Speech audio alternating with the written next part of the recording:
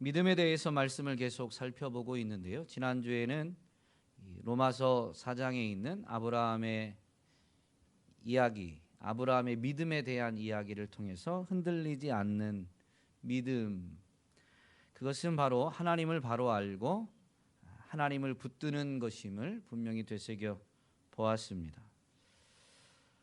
하나님을 바로 알게 되는 때는 언제고, 그래서 하나님을 붙들게 되는 때는 언제일까요? 지난 주일에도 한번 말씀을 드렸는데, 아브라함이 99세 때에 하나님이 나타나셔서 하나님이 어떤 분이시다라는 것을 계시하셨는데, 나는 전능한 하나님이다라고 분명히 계시하셨죠. 그때 아브라함이 가진 생각은 뭐냐면, 하나님이 주신 언약을 이제는 이룰 수 없겠다. 자신에게서 후사를 얻을 수 없으니 불가능하다라고 여긴 그때에, 물론 아브라함이 하나님의 약속이 이루어지지 않는다라고 생각한 건 아닙니다. 아브라함이 생각한 것은 이제 자신의 몸에서 나는 이 자손을 통해서 이루어지진 않겠다. 이미 얻게 된 이스마엘을 통해서 이 일이 이루어지겠다라는 생각을 가졌겠죠. 어쨌든 그렇게 사람의 생각으로는 이제는 불가능하다라고 하는 그때에 하나님은 하나님을 나타내 주심으로 인해서 아브라함으로 하여금 하나님이 어떤 분이신지를 분명히 알게 해주셨고, 그래서 그 하나님을 붙들 수 있게 만들어 주셨습니다. 그래서 사람은 사실 자신의 한계를 깨달을 때, 자신의 한계를 인정하게 될 때 자신을 도와줄 일을 찾게 되고, 그것이 이제 영적인 관점에서 보면 구원자를 찾게 되는 것이죠. 그래서 오늘 말씀 제목을 절망은 믿음의 어머니다, 실패는 성공의 어머니가 아니라 절망은 믿음의 어머니다라고 이렇게 말씀 제목을 잡아봤습니다. 오늘은 베드로를 통해서 정말로 절망이 믿음의 어머니가 되게 하시는 하나님을 되새기면서 우리 또한 그 하나님을 바로 알고 하나님을 붙들게 되는 이 밤이 될 수 있기를 간절히 소망합니다. 오늘 본문은 베드로의 한계를 명확히 예수님이 미리 말씀하시고 그 말씀대로 이루어지게 된 것을 우리는 잘 알고 있는 부분입니다. 사실 오늘 이 말씀 안에서 보면 베드로의 고백은 매우 뭐라고 표현해야 될까요? 고백만 놓고 보면 굉장한 믿음의 사람처럼 보입니다. 37절에 보면 주여 내가 지금은 어찌하여 따라갈 수 없나이까 주를 위하여 내 목숨을 버리겠나이다. 주를 위해서 이 목숨까지도 바치겠습니다 라고 지금 다짐하는 거죠. 하나님을 위해서, 하나님의 영광을 위해서, 주를 위해서 목숨까지 바친다라는 결단을 하니 얼마나 믿음의 고백처럼 보입니까? 반면에 사도 바울은 빌립보 교회에 보낸 편지에 보면 4장 13절에 이런 고백을 하죠. 그건 조금 다르죠. 어쨌든 이 고백만 놓고 본다면 사도 바울이 믿음이 좋은 것처럼 보이나요? 베드로가 믿음이 좋은 것처럼 보이나요? 질문의 뉘앙스를 벌써 눈치채셔서 선뜻 답변을 안 하시는데요. 그냥 표면적으로만 보면 사도 바울의 고백은 어떻게 보면 좀 교만해 보이고, 모든 것을 알 수 있다고 이렇게 자신 있게 외치는 것이 교만해 보이고, 주를 위해서 목숨까지 바치겠다고 하는 이 베드로의 고백이 더 믿음의 고백인 것처럼 보이지만, 문맥을 보면 사도 바울은 분명히 내게 능력 주시는 자가 있음을 고백하고 있는 겁니다. 그리고 그분 안에서만 모든 것을 할 수 있다라는 고백을 하고 있는 거예요. 그러면 이걸 뒤집으면, 그런 고백을 한 건 아니지만 이걸 뒤집어서 극단적으로 해석을 해보면 그분이 아니면 나는 아무것도 할 수 없다라는 고백처럼 됩니다. 이 고백을 뒤집은 다음에 극단적으로 해석한 거예요. 그러면 그분이 아니면 난 아무것도 할 수 없다라는 고백과 같은 의미인 것입니다. 반면에 베드로는 예수님이 지금은 네가 나를 따라올 수 없다, 그러나 나중에는 따라올 것이다 라고 분명히 말씀하셨습니다. 이 말씀 앞에 베드로는 왜 자기가 지금은 주를 따라갈 수 없는지를 마치 따지듯이 물으면서 자기가 목숨까지도 주를 위해서 바치겠다라고 다짐하게 되는 것이죠. 예수님이 하신 말씀에 반박을 하면서 자기가 다짐하게 됩니다. 그러므로 이 두 고백의 차이점은, 바울은 자기에게 능력을 주시는 주님 하나님을 분명히 의지한 것이고, 베드로는 자기 열심으로 지금 고백하고 있는 것입니다. 이 자기 열심은 사실 엄밀히 말하면 믿음이 아닙니다.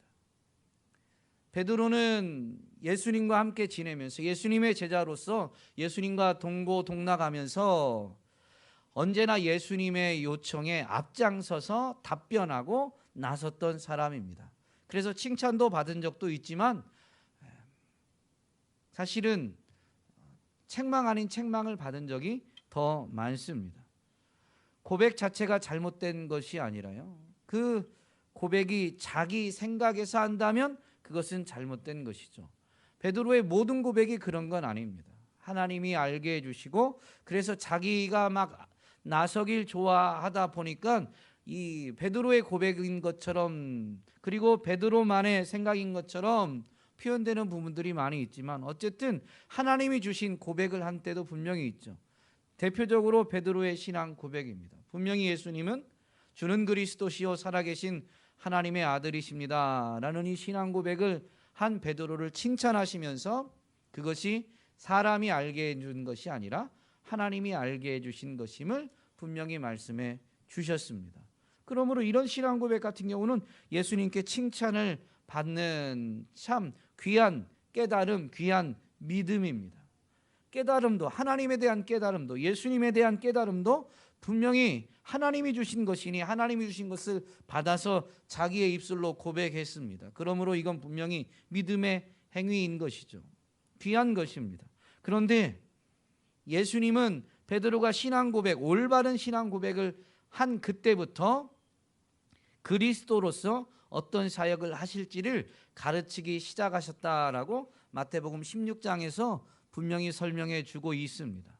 그런데 그 설명, 즉 예수님이 예루살렘에 이제 올라가셔서 종교 지도자들에게, 제사장들과 장로들에 의해서 십자가에 못 박혀 죽으시고 3일 만에 부활하실 것을 비로소 가르치기 시작하셨는데, 그 가르침이 들려지자, 예수님이 그렇게 가르치시자 베드로는 이제 예수님의 가르침을 가로막으면서 이런 일이 결코 주에게는 있을 수 없습니다 라고 이렇게 잘라 말하게 되죠. 그때 예수님이 베드로를 책망합니다. 하루라도 지난 게 아니라요, 불과 몇 분 또는 몇 시간 차이이겠죠. 몇 시간도 그렇게 오랜 시간이 아닙니다. 그런데 칭찬받은 베드로가 예수님께 책망을 받게 되죠. 예수께서 돌이키시며 베드로에게 이르시되 사탄아 내 뒤로 물러가라. 너는 나를 넘어지게 하는 자로다. 내가 하나님의 일을 생각하지 아니하고 도리어 사람의 일을 생각하는도다 라고 말씀하셨습니다. 사람의 지혜와 열심은 언제든지 어리석은 결정, 잘못된 결정을 할 수 있다라는 것을 우리는 간과하면 안 됩니다. 사람의 열심이 항상 잘못됐다라는 말이 아니에요. 사람의 지혜와 열심이 얼마든지 잘못된 결정을 내릴 수 있다라는 것입니다. 사실 사도 바울도 이 제사장들에게 권한을 받아서 그리스도인을 붙잡고 이제 체포해서 감옥에 가두려고 다메섹으로 가는 도중에 예수님을 만나게 됩니다. 부활하신 예수님을 인격적으로 만난 사도 바울이 핍박자에서 복음 전파자로 즉각적으로 변합니다. 그때 그 열정이 결코 잘못된 것은 아니겠지만, 그때부터 복음 전하고자 하는 그 바울이 정말로 이방인의 사도로 쓰임 받게 된 것은 결코 아닙니다. 사도행전 9장에 보면 20절에 보면 즉시로 각 회당에서 예수가 하나님의 아들이심을 전파하니 라고 되어 있습니다. 예수님을 인격적으로 만나고 보니까 자기가 알고 있던 구약 성경에서 약속하신 메시아가 예수님이시거든요. 그래서 회당에 가서 이 유대인들에게 예수가 하나님의 아들이시다라는 것을 전파하기 시작했습니다. 그런데 사람들이 매우 난감해하죠. 왜냐하면 전에는 예수 믿는 자를 핍박하던 자가 갑자기 예수는 하나님의 아들이시다라는 것을 전파하니 그것을 듣는 사람들이 매우 난감해 있습니다. 이어지는 22절로 보면 사울은 힘을 더 얻어 예수를 그리스도라 증언하여 다메섹에 사는 유대인들을 당혹하게 하니라. 여러 날이 지나매 유대인들이 사울 죽이기를 공모하더니, 그러니까 사울이 예수님을 만나고 바로 그 막 뜨거움에 예수님이 하나님의 아들이다라는 걸 전파하기 시작했지만 아직 그가 복음의 전파자로 준비된 것이 아니었다라는 것입니다. 자기는 당혹해하는 사람들에게 더 열심히 자기 열심으로 일을 행하지만 그것이 자기 생각처럼 복음이 전해지지는 않았다라는 것이죠. 사람들이 이제 사울을 잡아 죽이려고 하니까 25절에 보면 그의 제자들이 사울을 광주리에 담아 성벽에서 달아내리니라. 그 성에서 도망가게 한 것입니다. 그래서 이제 그 사울이 예루살렘으로 가서 사도들을 만나고자 하고 거기서도 복음을 전하게 되는데요.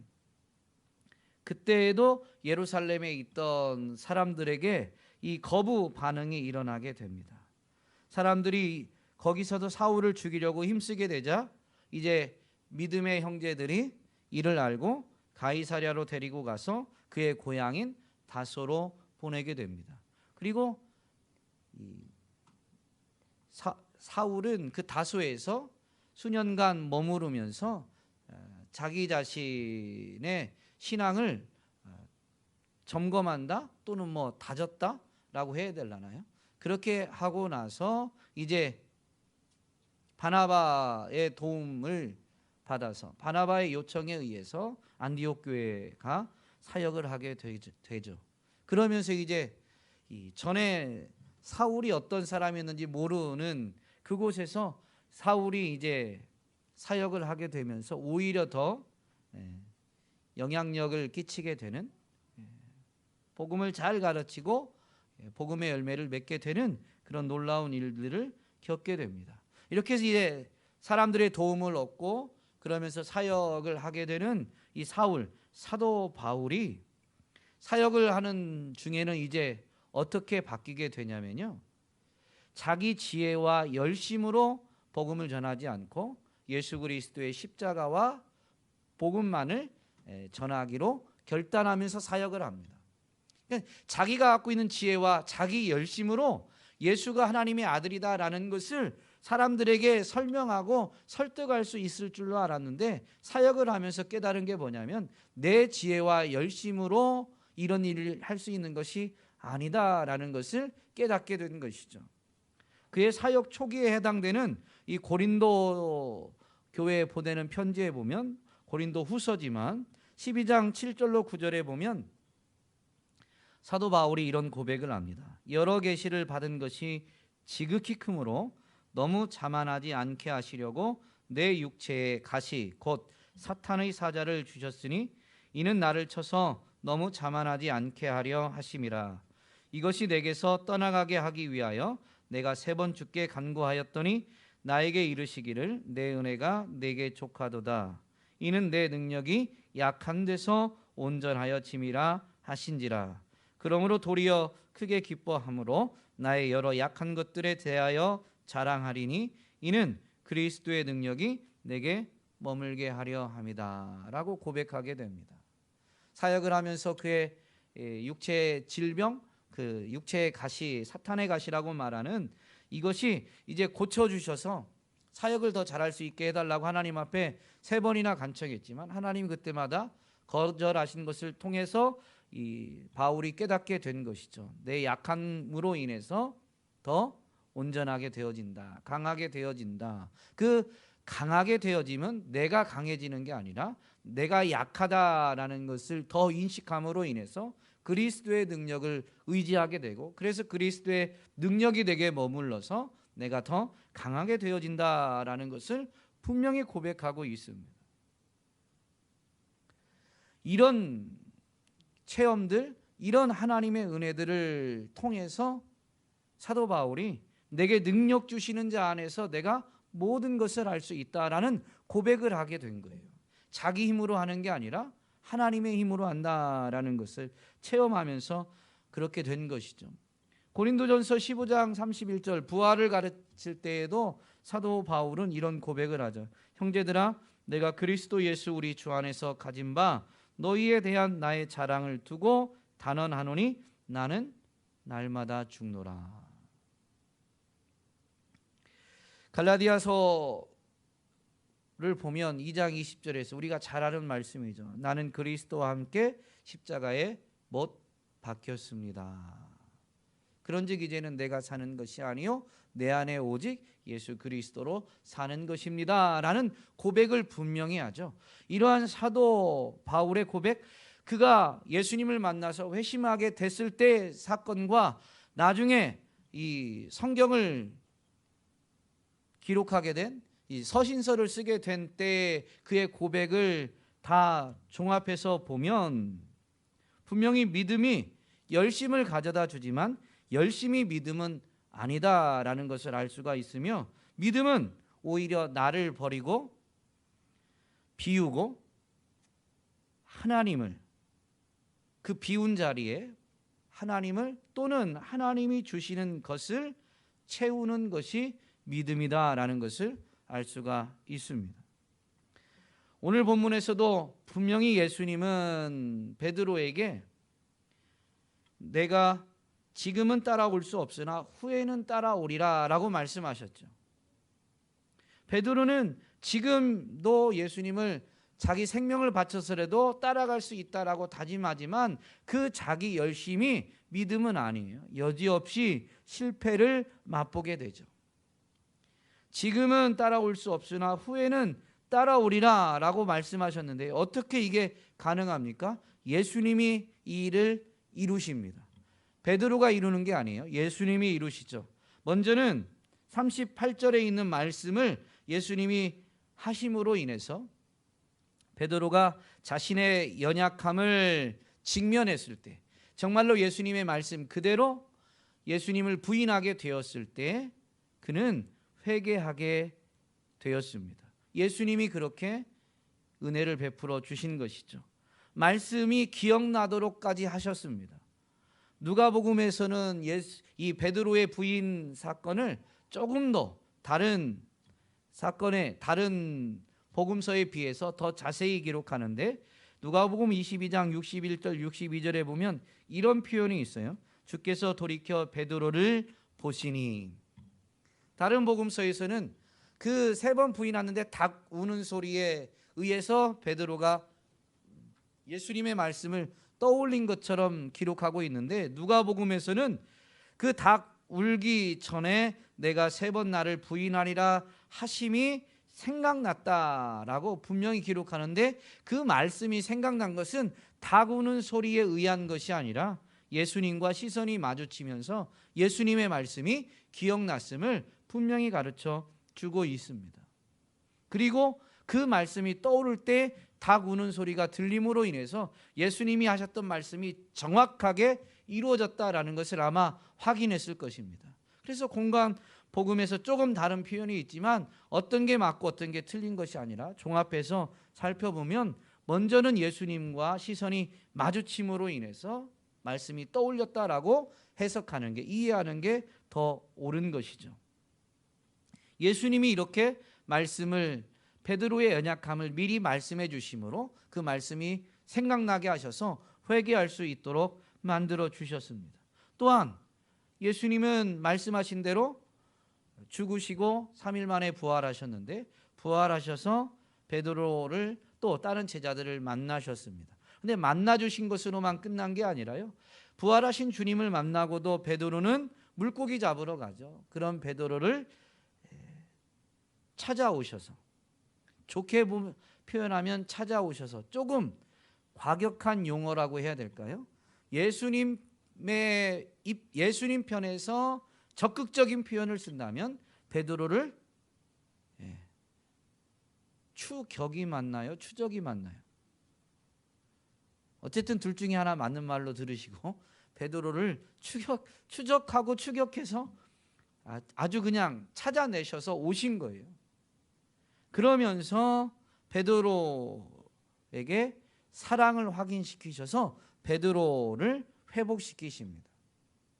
베드로가 예수님 사랑을 분명히 되뇌이면서 회복하게 되었지만, 베드로의 힘으로는 정말로 예수님이 말씀하신 대로 예수님을 따라오는 그 일을 할 수가 없거든요. 그래서 승천하시기 전에 분명히 성령을 보내주실 것을 약속하시며 그 성령을 기다리라라고 베드로에게, 물론 베드로만이 아니라 제자들에게 하신 것이지만 베드로만 오늘 이야기를 나누니까 베드로에게 성령을 기다리라라고 분명히 말씀하셨죠.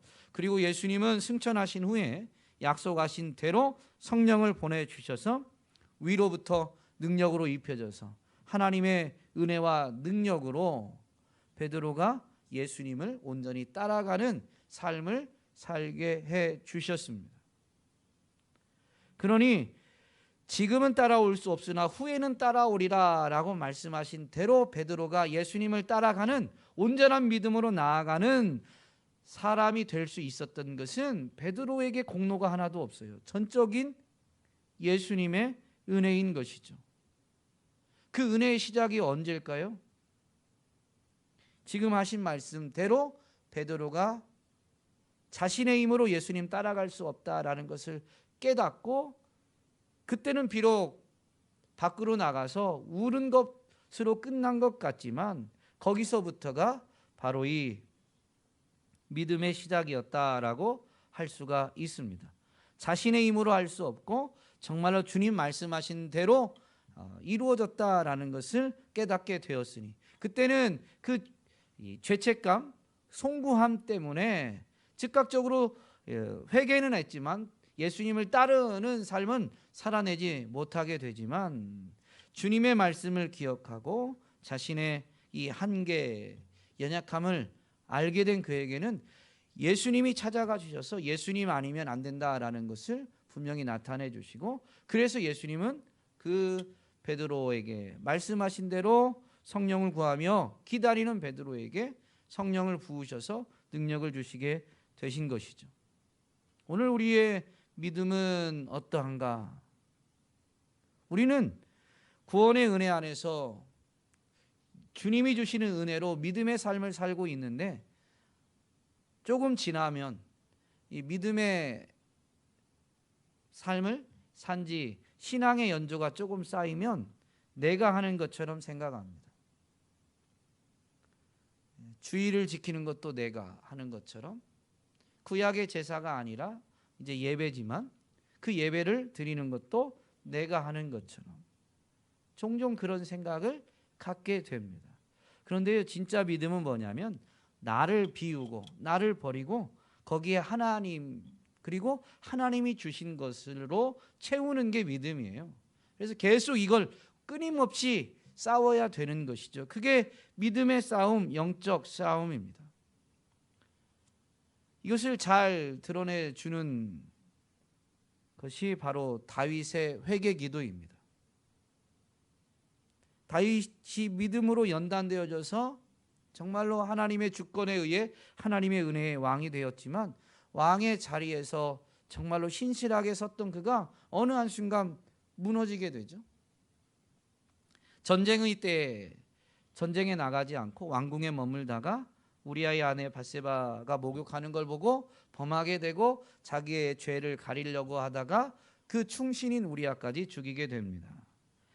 여전히 죄에 사로잡혀서 뭐가 죄인지 깨닫지 못하고 있을 때 하나님이 나단 선지자를 보내셔서 그 죄를 지적하셨고, 그때 다윗은 회개하게 되는데, 그때 회개하면서 지은 시가 시 51편이죠. 끝부분에 보면 다윗이 이제 회개하면서 이런 고백을 합니다. 16절부터 19절까지의 말씀인데요. 주께서는 제사를 기뻐하지 아니하시나니 그렇지 아니하면 내가 드렸을 것이라. 주는 번제를 기뻐하지 아니하시나이다. 하나님께서 구하시는 제사는 상한 심령이라. 하나님이여, 상하고 통회하는 마음을 주께서 멸시하지 아니하시리이다. 그때에 주께서 의로운 제사와 번제와 온전한 번제를 기뻐하시리니 그때에 그들이 수소를 주의 제단에 드리리이다 라고 고백합니다. 이 고백을 잘 살펴보면 제사를 다윗이 안 드리겠다는 게 아니에요. 그러나 제사 자체를 하나님이 기뻐하시는 것이 아니라 제사를 드리는 그 마음 자세, 그게 훨씬 더 중요한 것이고, 사실 하나님은 제사의 행위가 아니라 제사를 드리는 그 마음을 보시는데, 여러분 제사를 드리는 마음, 하나님이 기뻐 받으시는, 하나님이 찾으시는 그 진정한 제사, 하나님이 찾으시는 예배자의 마음이 뭡니까? 상한 심령이다라는 것이죠. 상한 심령이 뭘까요? 여러분 마음이 상한 적이 있으세요?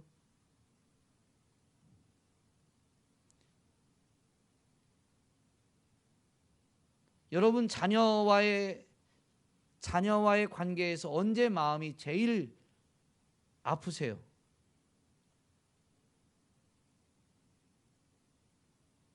그런 경험 없으세요?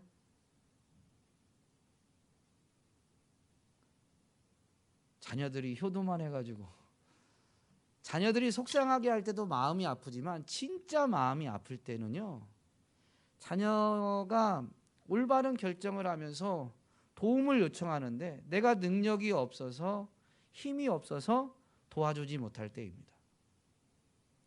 이건 조금 자녀와의 관계다 보니까 그런데, 이걸 바꿔서 말하면 내 마음에서는 하고 싶은데 그게 안 될 때입니다. 힘이 있어서를 떠나서 영적으로 보면 사도 바울이 이런 고백을 했는데요. 로마서 7장에 보면 15절에서 내가 행하는 것을 내가 알지 못하노니 곧 내가 원하는 것은 행하지 아니하고 도리어 미워하는 것을 행함이다 라고 고백했습니다. 19절에 보면 내가 원하는 바 선은 행하지 아니하고 도리어 원하지 아니하는 바 악을 행하는도다. 지금 선을 행하길 원하는 마음이 있다라는 것은 이 바울이 예수 그리스도를 만난 거예요.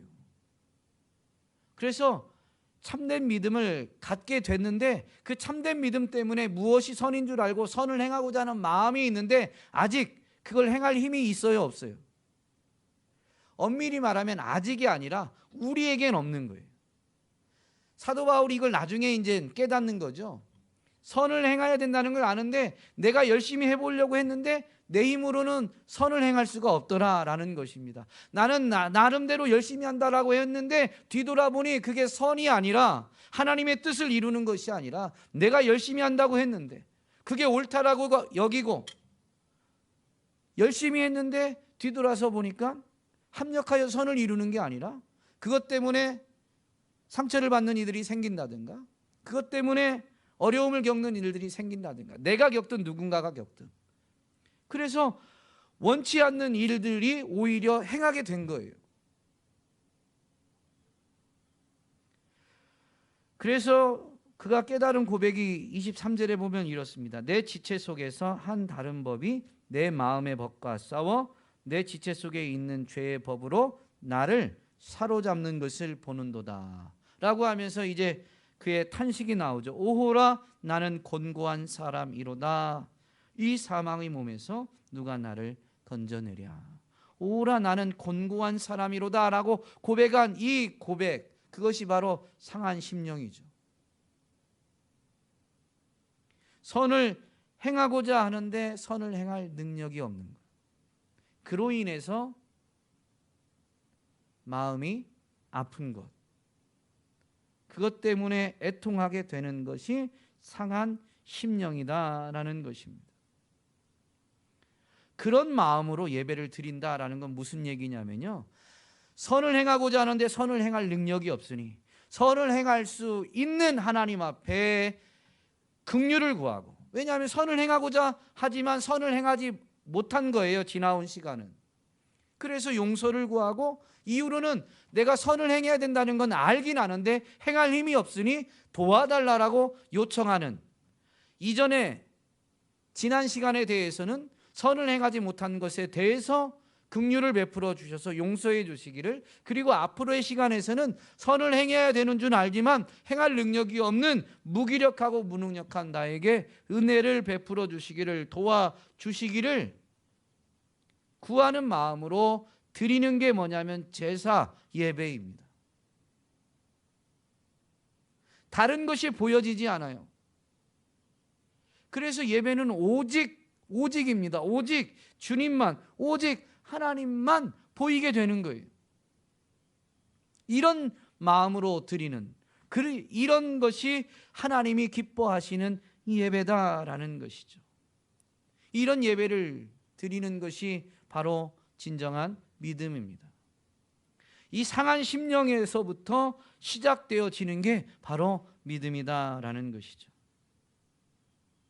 오늘 우리가 주의를 빠뜨리지 않고 지키고 11조를 헌금을 꼬박꼬박 하면서 교회가 행하는 모든 사역에 선교에 동참하고 전도에 동참하면서 열심을 내는데 내가 하고 있다라고 생각한다면 우리 신앙을 빨리 점검해 봐야 됩니다.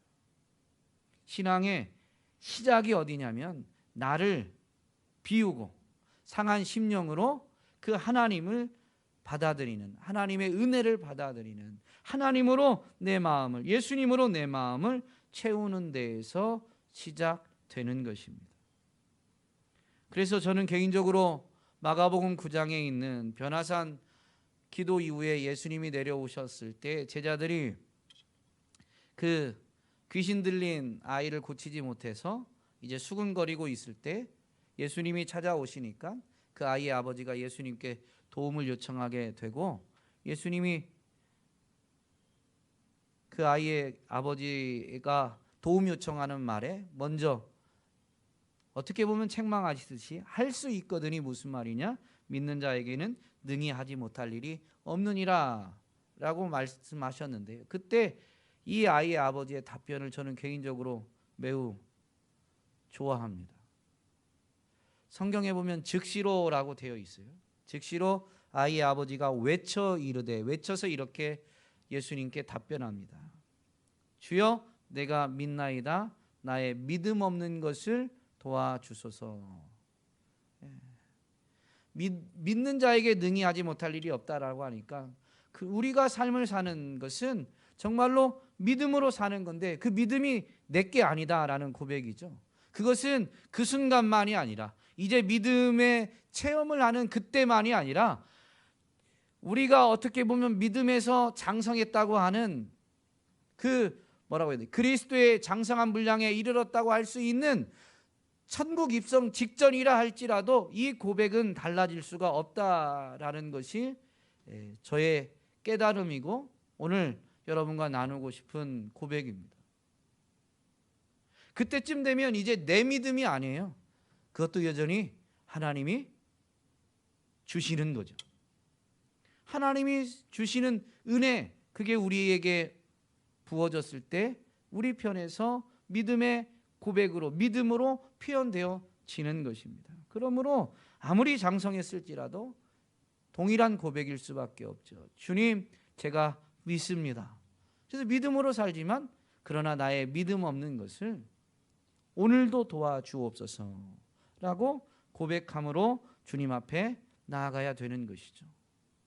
그래서 믿음의 시작도 예수님이고 믿음의 완성도 예수님이시기에 히브리서에서는 우리에게 있는 그 믿음의 산 증인들인 무수히 많은 성경에 있는 그 증인들을 나열한 이후에 믿음에 대한 마지막 권면으로 믿음의 주요 또 온전하게 하시는 이인 예수를 바라보자라는 권면으로 믿음에 대해서 권면을 마무리합니다.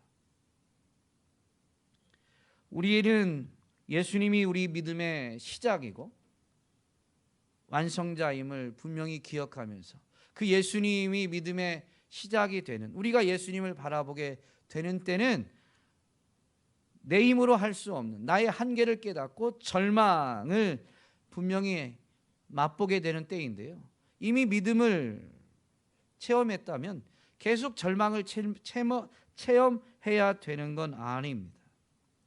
분명히 이 고백으로 시작되는 것이죠. 나는 아무것도 할 수 없습니다. 나는 연약합니다. 자발적으로 상한 심령을 갖게 되는 것입니다. 이 자발적으로 상한 심령을 갖는 것을 다른 표현으로 하면 겸손이라고 말할 수 있죠. 정말로 믿음이 장성한 사람은 더 겸손한 사람입니다. 자신의 믿음을 자신하지 않고 자부하지 않고 그 믿음이 주님께 있음을 알아서 더 자신을 낮추고 주님을 의지하게 되는 겁니다. 자신에 있는 것을 더 비우면서 끊임없이 주님으로 자신을 채우려고 하는 것이죠. 나를 버리고 예수로 채우는, 나는 죽고 예수로 사는 온전한 믿음으로 나아가는 저와 여러분이 될 수 있기를 주님의 이름으로 축복합니다.